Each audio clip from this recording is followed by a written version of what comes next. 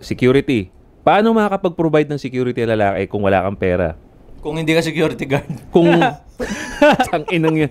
Di ba, kunyari, katawan mo lang. Proud ka sa katawan mo, hindi kaya ko kahit wala akong pera, security. Nagugutom naman kayo, no? Oh, malaki katawan mo. Paano ka nagpalaki ng katawan? Pera. Pera pa rin. Correct. Oh, hindi ka nag-aral ng martial arts?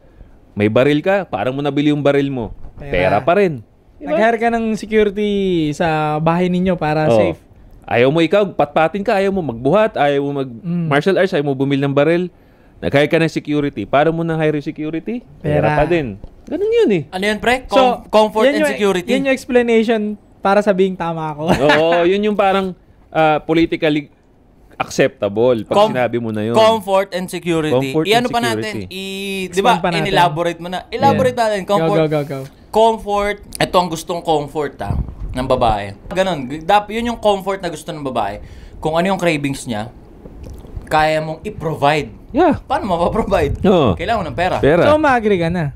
Dali lang, ina-elaborate nga natin eh. Gago tayo. Agree naman talaga. Tayo na magkakasundo naman tayo. Off kami.